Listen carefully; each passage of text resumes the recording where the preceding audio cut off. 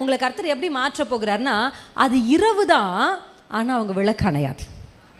அது ஒரு இருளான சூழ்நிலைமை தான், ஆனால் அந்த விளக்கு அணையாது.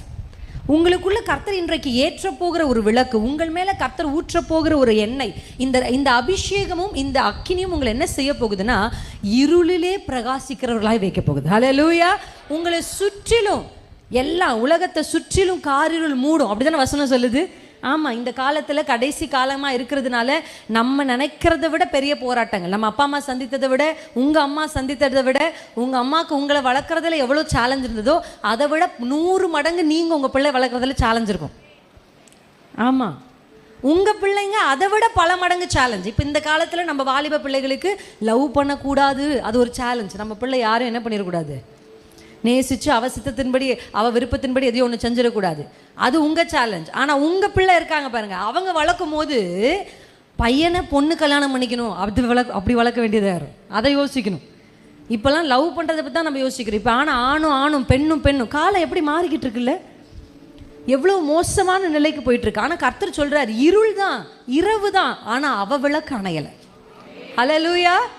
எத்தனை பேர் ஆமேன்னு சொல்லுவீங்க? அவள் விளக்கு அணையாது இருக்கும்னு சொல்ல, இரவிலே அவள் விளக்கு அணையாது இருக்கும். எவ்வளவு இருளான சூழ்நிலை, எவ்வளவு போராட்டத்தின் நடுவில், எவ்வளவு பிரச்சனை நடுவில் இருந்தாலும் உங்கள் விளக்கு எரியும் பொழுது கர்த்தர் உங்கள் வழியாக உங்கள் குடும்பத்துக்கு ஒரு பெரிய பிரகாசத்தை கொடுக்க போகிறார். எத்தனை பேர் நம்புறீங்க? ஹல்லேலூயா. 1000 பேர் ஆண்டருக்கு வேண்டாம், ஒரே ஒரு அம்மா போதும். ஒரு அம்மா, அதில் எனக்கு முழு நம்பிக்கை இருக்குது. வேதத்திலும் நான் பார்த்துருக்கிறேன், என் வாழ்க்கையிலையும் நான் பார்த்துருக்கிறேன்.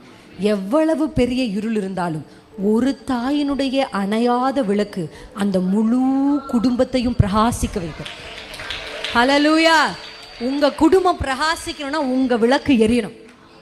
உங்கள் குடும்பம் வளர்ந்து கர்த்தருக்கு முன்பாகவும் இந்த உலகத்துக்கு முன்னாடி உங்களை வெட்கப்படுத்தின மனுஷருக்கு முன்னாடி நான் நின்று காமிக்கணும் அப்படின்னா உங்கள் விளக்கு அணையாது இருக்கணும். ஹல்லேலூயா. பிசாசு சொல்லுவான், பாரு உன் புருஷனை பாரு, உன் பிள்ளைகளை அதை பாட்டு சோர்ந்து போக பண்ணிக்கிட்டே இருப்பான். நீங்கள் அதெல்லாம் ஒரு பக்கம் இல்லை, என் விளக்கை நான் இன்னும் எரிய செய்யணும், என் விளக்கு எரியணும், என் விளக்கு எரியணும், நான் இன்னும் பிரகாசிக்கணும். உங்கள் ஒருத்தருடைய வெளிச்சம் யோசிச்சு பாருங்கள்.